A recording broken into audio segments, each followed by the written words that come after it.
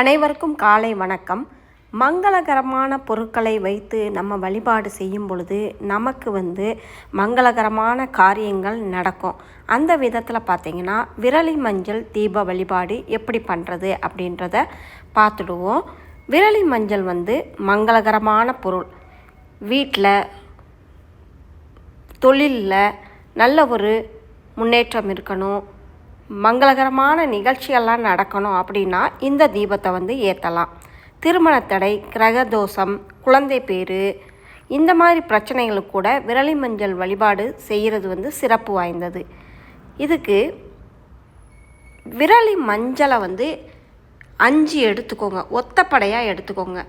ஒத்தப்படையாக எடுத்துட்டு அந்த மஞ்சளை ஒரு பித்தளை தட்டு எடுத்துக்கிட்டு அது மேலே விரலி மஞ்சள் 5ஐயும் வைங்க. நல்ல விரலி மஞ்சளாக பார்த்து வாங்கிக்கோங்க. இந்த விரலி மஞ்சளுக்கு மேலே குங்கும பொட்டு வச்சுருங்க. இதை நீங்கள் பூஜை அறையில் தான் செய்ய போகிறீங்க. நல்லா பித்தளை, வெள்ளி இந்த தட்டு மேலே நீங்கள் வைக்கணும். நீங்கள் எவர் சில்வர் பயன்படுத்தக்கூடாது, இரும்பு பயன்படுத்தக்கூடாது. 5, 7 இந்த மாதிரி விரலி மஞ்சள் நீங்கள் உங்கள் தட்டுக்கு ஏற்ற மாதிரி எடுத்துக்கோங்க.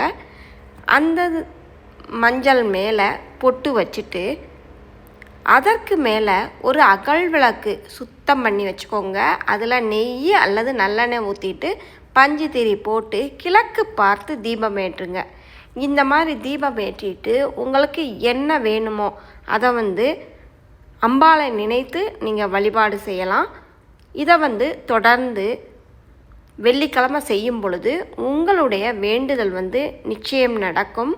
நான் சொன்ன காரியங்கள் எல்லாமே சிறப்பாக உங்களுக்கு நடக்கும். இந்த வீடியோ உங்களுக்கு மிகவும் பயனுள்ளதாக இருந்திருக்கும் அப்படின்னு நான் நம்புகிறேன். இந்த வீடியோ பிடிச்சிருந்தா உங்கள் ஃப்ரெண்ட்ஸுங்களுக்கு ஷேர் பண்ணுங்கள், ஒரு லைக் கொடுங்க. இந்த வீடியோ பற்றிய கருத்துக்களை எனக்கு தவறாமல் பதிவிடுங்க. நன்றி, வணக்கம்.